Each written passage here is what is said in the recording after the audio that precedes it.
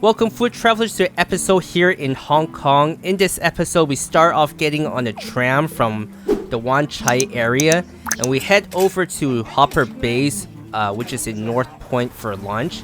And they are open from Mondays to Sundays from 11 a.m. to 10 p.m. with the last order at 9 p.m. Hopper Base is a very popular restaurant in Hong Kong. It's known for the quality Cantonese barbecue and traditional sourful rice. And in the video, you see that we're starting off in the tram. It's going through a lot of old memories for me, Simon. There's a lot of scenes that I haven't seen around in the city.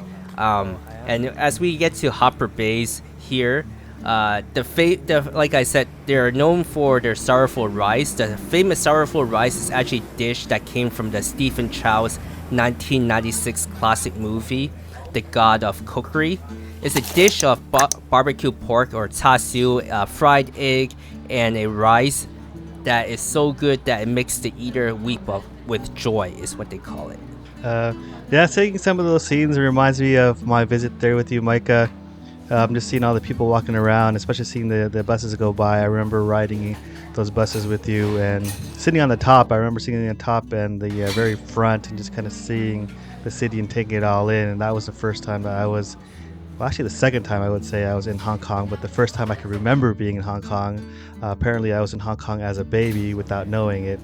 But yeah, it looked really interesting to see the food here. And of course, Stephen Chow, and he's pretty famous around the world with all his films and everything. So definitely this dish looked really interesting.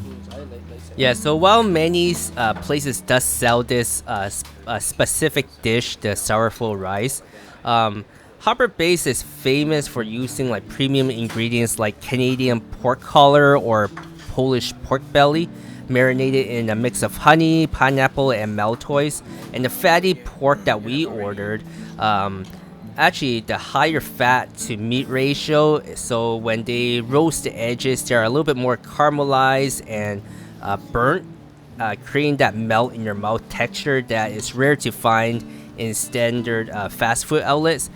We went with this lunch set, which includes like the soup of the day, a cold drink. Now, of course, they had the option of fatty pork or lean pork. Obviously, I went with the fatty pork. And also the seasonal vegetables. Just looking at the dish, it looked like it was a pretty hefty amount that they gave you. A good amount of rice, and then of course with all the pork belly and with the eggs, that the bowl, the dish looked really large. Yeah, it was definitely a great amount of food. I would say it's enough to fill you up just for a few hours. Coming from the US, we eat a lot of food, and our portions are a lot larger. So it was good. I think it was good for the few hours I had until it was dinner time. But after that, I headed up to Victoria Peak. There was like rain in the forecast later in the week, and I really wanted to make an attempt to see the sunset while the weather was still good. It's very different from my previous experience going into the Peak. The Peak is the tallest hill in Hong Kong Island at 552 meters or about 1,800 feet. And there are many ways to head to the peak, either by like the special tram, the bus, taxi, private car, or even hiking up there. And I remember when I took you there, Simon, we kind of hiked our way up there, which was a really great workout. Yeah, I remember that too. I mean, definitely if you haven't been to Hong Kong is quite hilly.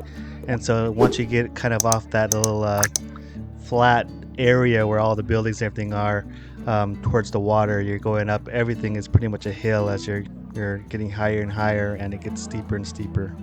And in the past, where I'm standing right now in this video, they allow people to come up here free of charge.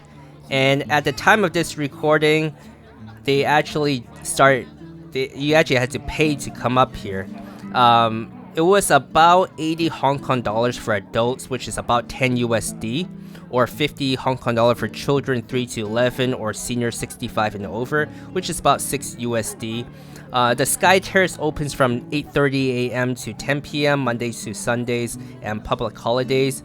I personally don't recommend it. I don't think it's worth it. As you saw in the video, there's like hordes of people everywhere. There's really no place to stand or get your picture because everyone's taking a million pictures of the same thing at the same time.